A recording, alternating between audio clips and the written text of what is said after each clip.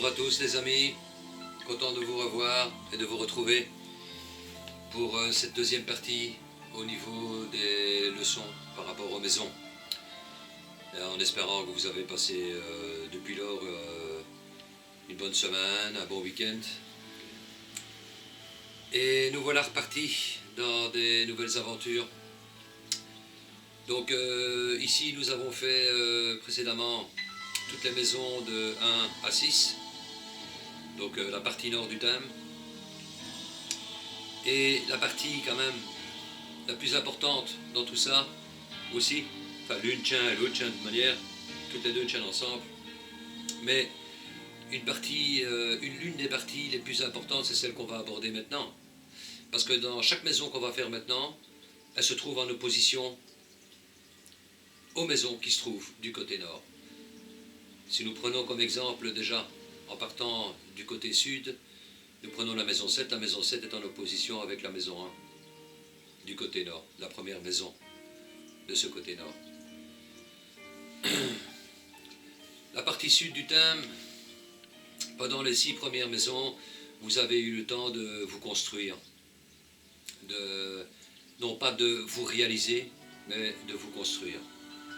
La réalisation viendra après, du côté sud plutôt. Mais on a eu les outils qu'il fallait pour pouvoir amener à bien nos projets, ou en mal. Tout dépend de la force des uns, des autres. Et maintenant, nous devons les partager avec notre prochain. Nous devons aller vers l'autre pour l'aider et se faire aider, pour pouvoir développer ces fonctions qui ont été travaillées pendant les 6 premières maisons. Parce que maintenant, on va arriver dans les compléments des maisons avec les autres. En 2, nous avons rencontré une maison de terre, qui est celle du travail, en 6 aussi, qui est une maison de terre. Et nous allons voir que la maison de terre qui reste dans la partie sud, c'est le Capricorne et le milieu du ciel. Donc je vais dire que la construction qui a eu lieu entre la maison 1 et la maison 6 est très importante, et que maintenant nous arrivons à une autre étape. Donc cette barre en fait, horizontale, qui coupe le thème en 2, qui rejoint votre descendant à votre ascendant. Et maintenant vous arrivez dans la partie extravertie de la vie, extravertie du thème. C'est pour ça que les gens qui ont souvent des planètes à partir de la maison 7 jusqu'à la maison 12 sont en général des gens extravertis. Et qu'on est plutôt introvertis lorsqu'on les a du côté nord. Donc maintenant il faut aller vers l'extraversion. Il faut explorer les dons qu'on a. Parce que c'est vraiment de ça qu'il s'agit dans les 3-4 maisons qui suivent la 7-1. Et je crois que je vais même parler assez longuement de la 7, tellement qu'il y a des choses à dire là-dessus, et tellement qu'elle est importante, cette maison 7, par rapport à l'ensemble de tout, en final. C'est la maison qui est reliée à la fonction même de l'amour. C'est la maison de l'amour, c'est la maison du pacte. Ah, il y a beaucoup à dire sur cette maison. C'est la maison du mariage. On se fond en l'autre. On se fond en l'autre. On doit se fondre en l'autre. Avec honnêteté, sincérité. Parce qu'il ne faut jamais oublier qu'ici, c'est des étapes très importantes, la 7 et la 8 et la 9. Parce que toutes ces maisons-là vont suivre. Et que c'est toutes des maisons, en fait, vous devez comprendre ce principe. Que chaque fois quand il y a une maison et qui est suivie par une autre ou précédée d'une autre, mais de toute façon suivie, le résultat se trouvera dans la maison qui suit, en final. Les maisons sont liées entre elles. La maison 7 est liée indéniablement à la maison 8, à la maison de la mort. C'est par la 7 qu'on se marie, qu'on signe un contrat, qu'on proclame des vœux, des serments, qu'on dit oui. Et puis qu'en final, pourquoi? Est-ce vraiment profond ou pas? Pourquoi t'es-tu marié avec? Pourquoi as-tu une passion? As-tu seulement une passion? Faut pas oublier que la maison 7 est suivi de la 8. C'est pour ça que je vous parle de cet assemblage à chaque fois. Donc c'est la maison des signatures, c'est la maison des contrats. Ça peut être la maison des divorces aussi. Elle est reliée au divorce, et à ce moment-là, il est officiel en maison 8, ou il sera officialisé en maison 8. La rupture totale et définitive. Mais comme c'est la maison des unions, c'est la maison des désunions aussi.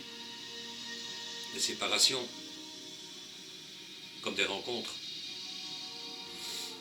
Il y a toujours le contraire dans tout.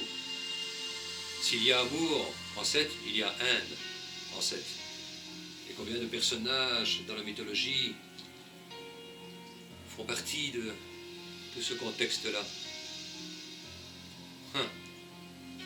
Elle est tellement difficile et elle fait même peur, cette maison, en finale, pour les gens qui sont ultra sensibles, évidemment, au niveau du mot je t'aime ou de l'amour, que ça fait même peur de l'y intégrer, ça fait même peur d'en parler, quelque part. C'est très profond tout ça, très profond.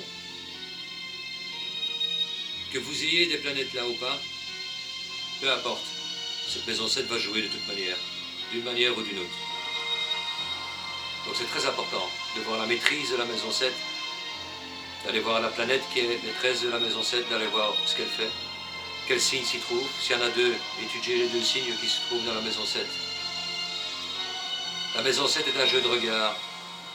Ouais, vous m'étonnez, la maison 1 est individuelle. En final, l'opposé, le bélier, c'est un signe individuel. Et la balance est l'opposé, c'est tout le contraire. Il n'a plus à être l'individualité n'existe plus. Il faut se fondre avec l'autre. C'est en se fondant avec l'autre qu'on procrée, qu'on fait des enfants. C'est grâce à cette union de cette maison 7, de ce côté vénusien, et qui mène bien souvent à la mort. L'amour, la mort. Encore une fois, quand il y a des gens qui sont, par exemple, dans leur thème, ultra sensibles au niveau de leur planète, en eau. Donc ça c'est le côté eau, uniquement, pratiquement eau.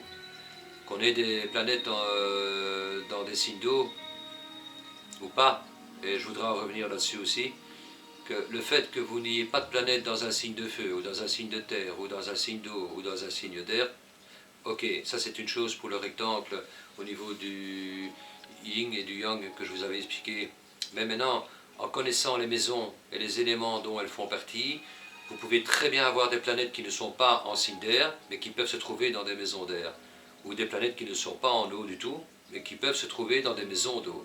Donc il faut prendre ça en considération aussi, et vous pourriez faire très bien un petit rectangle aussi, avec les maisons à ce moment-là, à la place de mettre des signes. Et alors voir la différence qu'il y a avec le premier rectangle, où vous n'avez que des planètes dans les signes, et la suivante, en faisant cela avec les maisons. Et il y aura une différence peut-être probable qui va en disant « Ah tiens, ok, je n'ai pas du tout d'eau dans aucune planète en signe d'eau », et que pour finir, vous voyez quand même qu'en maison d'eau, vous avez quand même des planètes. Donc ça va jouer aussi au niveau des sentiments. Et chacun réagira face à cette maison 7, face à cette espèce de sentiment, de cette promesse, de cette passion, de cet amour, par rapport au degré qu'il a dans son thème. C'est-à-dire qu'en général, si quelqu'un n'a pas d'eau dans son thème, il réagira beaucoup plus détaché de l'histoire, malgré qu'il souffre aussi, c'est pas la question. Mais peut-être moins de temps que quelqu'un qui aurait beaucoup de sentiments, qui aurait beaucoup d'eau, qui se laisserait imbiber, et qu'à ce moment-là, il peut se laisser détruire à vie, une vie entière, une vie entière.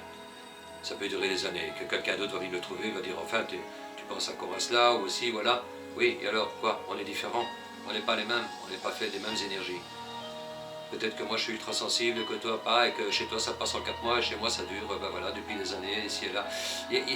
La maison 7 a toujours un rapport avec la mort, et dans les histoires de la mythologie, avec les regards, on la rencontre énormément dans beaucoup d'histoires.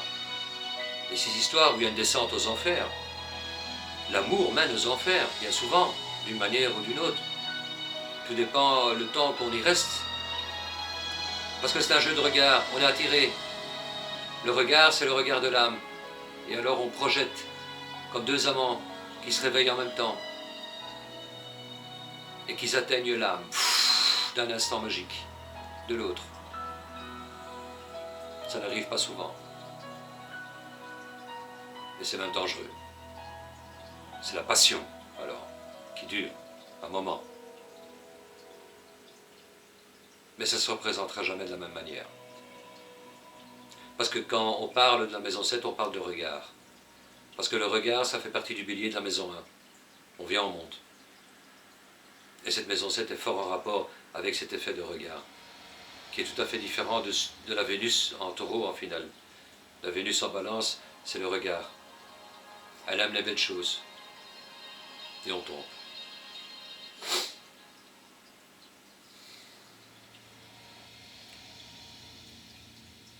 Déjà le couple, on va dire, Eros et Psyché, c'est un couple qui fait partie intégrante du côté vénusien et du côté de la balance. Eros et Psyché, qui était tellement belle, qui était une mortelle en finale, qui était tellement belle que même Aphrodite était jalouse sous Psyché. Alors elle a eu une idée, parce qu'elle voyait qu'on ne lui faisait plus d'offrande, en fait, Aphrodite, qui était très capricieuse aussi. Hein. Donc le côté vénusien est très capricieux aussi. Donc c'est pour ça qu'il est intéressant d'aller voir où se trouve Vénus dans le thème, pour voir où nos caprices peuvent jouer. Hein. Oui. Donc Aphrodite, jalouse comme tout, de Psyché, voyant que les mortels lui faisaient plus d'offrandes qu'à elle, elle décida d'envoyer son fils, Eros. D'ailleurs, Eros, elle l'a eu avec Arès, Aphrodite, dans une passion amoureuse avec Arès, la planète donc de Mars. Mars, Arès est le dieu martien du bélier, l'opposé de la balance. L'impulsivité, ça a été fait hors mariage.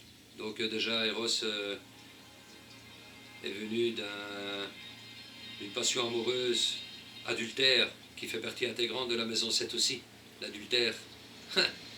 Ouais. Ceci dit, Eros, avec son arc à flèches, il pouvait lancer des flèches, hein, donc voilà, la flèche de Cupidon, elle peut être pleine de bonheur comme elle peut être de plomb, comme Saturne. Et à ce moment-là, l'amour fait mal, mais elle vous prend là, en plein cœur. Tout ça, cette symbolique fait partie de la maison 7. C'est ça qui est important de comprendre. Et en s'approchant, en volant vers Psyché, où Aphrodite, sa mère, lui avait conseillé d'aller déposer Psyché sur un rocher, il devait la tuer. Et pour finir, pratiquement, c'est lui qui a été pris par sa propre flèche. C'est lui qui est tombé amoureux d'elle. Il n'a pas pu la tuer. Alors il l'a amené dans son palais, mais elle lui a fait promettre de ne jamais le regarder, dans sa splendeur. Oh oui, il n'y a pas de problème. Alors qu'elle, on lui avait dit, en tout cas, qu'elle allait être sous le rocher, que c'est un dieu immonde, une bête immonde qui allait venir l'enlever. Donc, elle vit en fait avec Eros dans son palais, un palais d'argent avec des bijoux de tous les côtés, des tables, elle a tout ce qu'elle veut, il y a des piscines, il y a des jardins magnifiques. Elle est dans ce palais, enchantée, avec un homme qui la comble tous les soirs et qui est là auprès d'elle et qui... Oh, oui, voilà. Donc elle ne fait pas attention. Donc elle est là, dans son palais, magnifique. Qu'en final, elle n'a pas été terrorisée par un monstre comme on lui avait prédit ou quoi que ce soit, et qu'elle croyait que... Mais elle commence un peu à s'embêter dans ce palais, où tout lui est donné en final. Et quelque part, elle s'embête, parce qu'elle ne voit jamais son mari en finale. Donc elle ne sait pas à quoi il ressemble. Alors elle lui demande la permission de voir ses sœurs, les cancans, la maison 7 aussi, de voir ses sœurs. Eros lui dit, écoute, c'est un tort de voir tes sœurs, parce qu'elles vont t'entourlouper et tu vas avoir une défaillance par rapport à ta promesse. Non, je vais les voir, tu veux les voir à ta guise. Ok, je t'autorise à aller les voir. Tu peux les faire venir au palais. À peine les sœurs rentrées au palais, blablabla, les commères, hein. Hop, hop, hop, elles ont cassé la tête à Psyché en disant, écoute, c'est un monstre, il est peut-être ci, il est peut-être là, tu l'as jamais vu, nous on comprend pas comment ça se fait que tu peux rester comme ça sans voir ton mari ni rien. Et que pour finir, elles lui ont tellement tourné la tête qu'un soir, elle brandit une torche sur Eros pour voir à quoi il ressemble. Oh, oh, oh, oh. Donc elle n'a pas tenu sa promesse, elle s'en est pas tenue à sa promesse de cet amour, de cette maison 7. Elle a fait une faille. Ça la mène aux enfers. Aphrodite le prend très très mal, parce qu'Eros est le fils d'Aphrodite. Et elle lui donne des travaux à faire, elle doit aller aux enfers. Donc l'amour, là, rejoint les enfers, dans cette histoire. Mais quoi qu'elle sera sauvée par Eros. Parce qu'il la demandera comme une immortelle à Zeus. Et Zeus la fera devenir immortelle.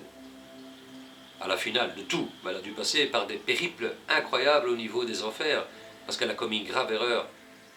C'est qu'elle n'avait pas cette confiance qu'on doit avoir en maison 7. Ce sentiment profond, c'est oui ou c'est non? C'est oui, ah ben alors garde ce oui. Elle ne le trahit pas. Et dans cette histoire, Psyché a trahi Eros, d'où sa descente aux enfers. On peut voir la même chose par esprit de regard avec cette maison 7, avec le conte de Perséphone et d'Hadès. Perséphone qui gambade dans les prairies et qui admire les fleurs et surtout des narcisses. Donc son regard est attiré par des narcisses, en fait, à Perséphone. Ah, et ces narcisses, c'est Zeus qui est venu les planter là, pour l'attraper, pour la kidnapper, pour lui faire un rapt. Et hop, hein, le regard. Elle est attirée par les narcisses, bing, elle se fait enlever par l'invisible Pluton. Parce que Pluton a une qualité, c'est qu'il a un casque qui le rend invisible.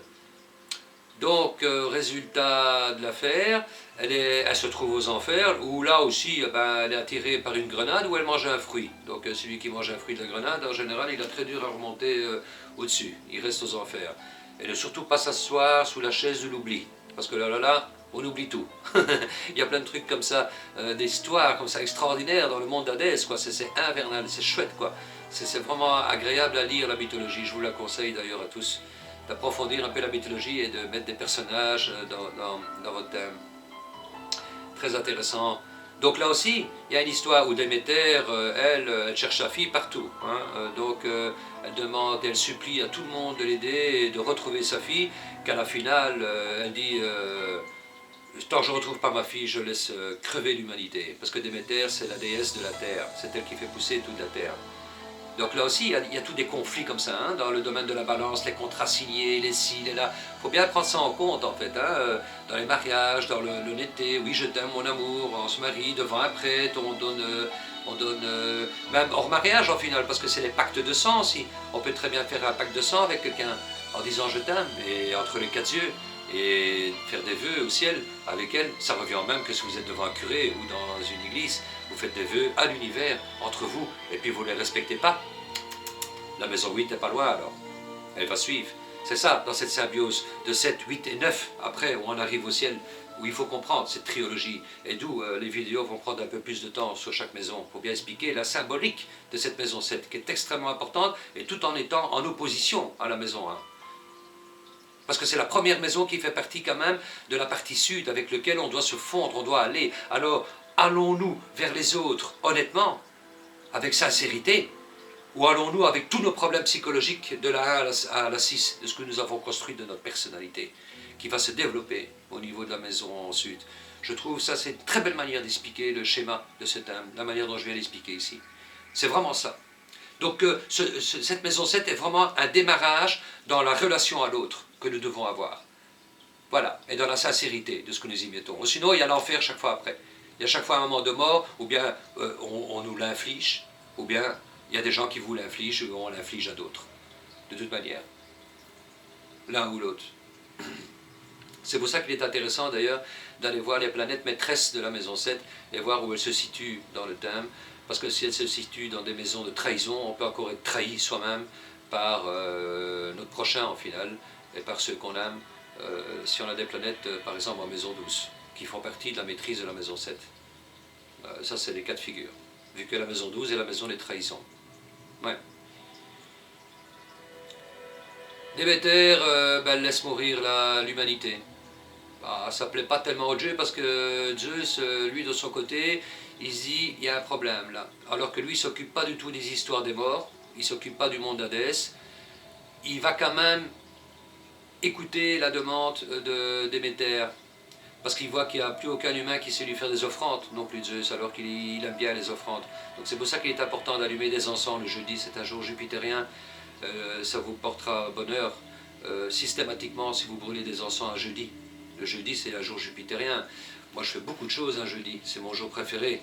Et ça aussi parce que c'est Zeus, ça représente Jupiter. Et il est là pour vous aider, il aime bien les offrandes, Jupiter. Alors il va trouver son frère, Pluton, et il lui dit, écoute, essaye d'arranger le coup, rends-lui sa fille ou trouvez un arrangement entre vous. Mais bon, en attendant, nous, on n'a plus d'offrande, on meurt de faim, donc il faut trouver l'équilibre dans l'histoire, l'équilibre qui fait partie totalement donc, de ces deux plateaux de la balance où il faut savoir trancher à un moment donné et prendre une décision. Ce qui est très difficile aux côtés de la balance, si on a des planètes là par exemple, c'est très compliqué aussi de devoir prendre une position, de devoir se décider.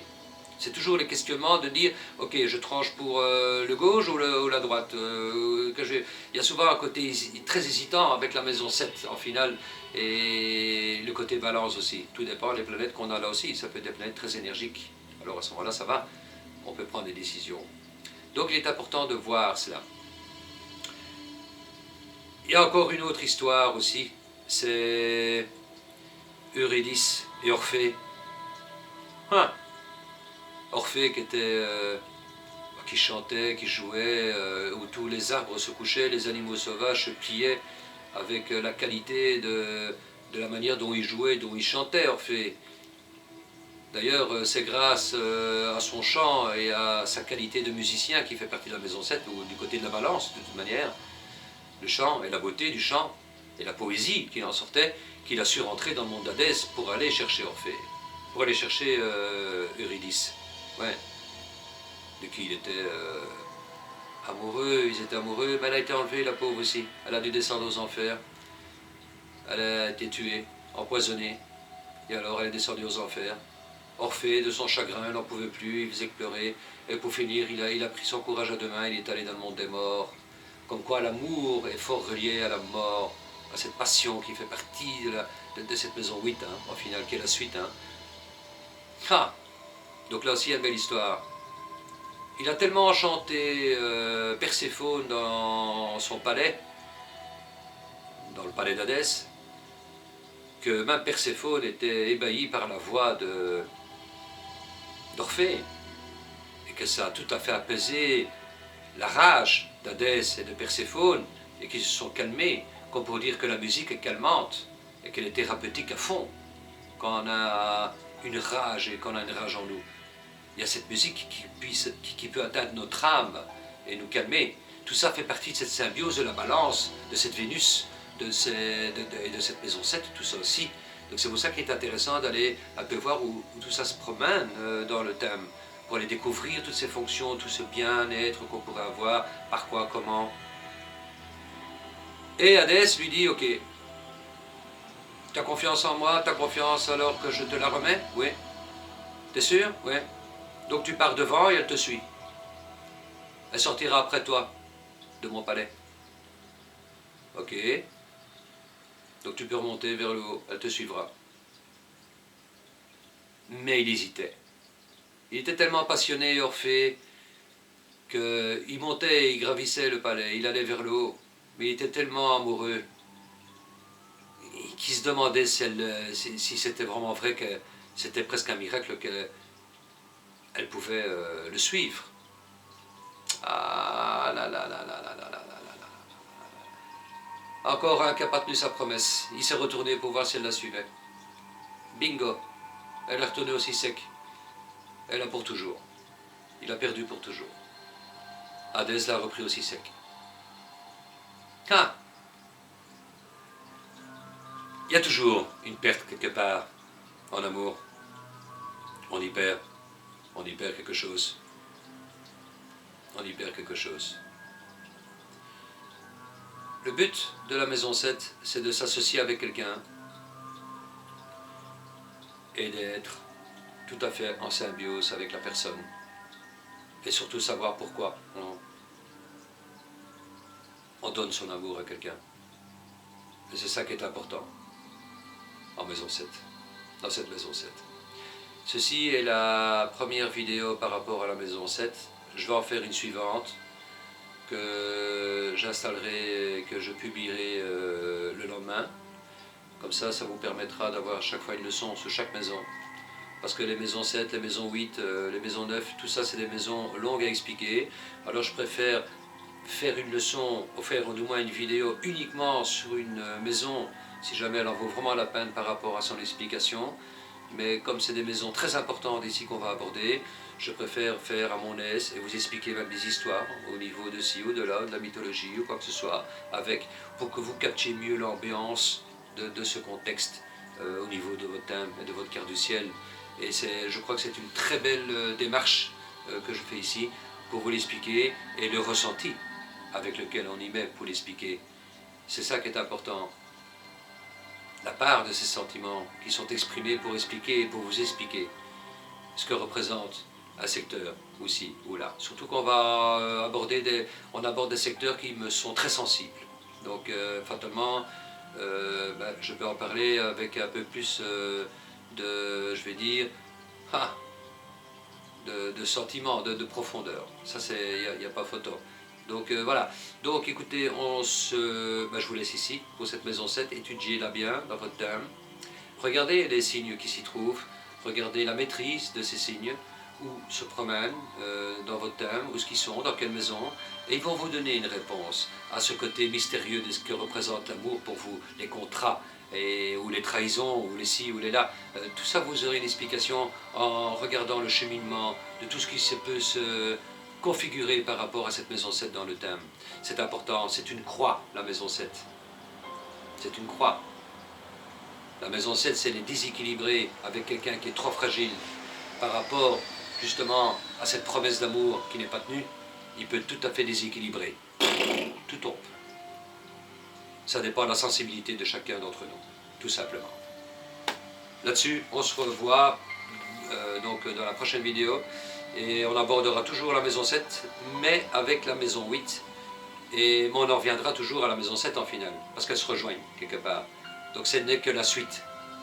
Allez, à la prochaine.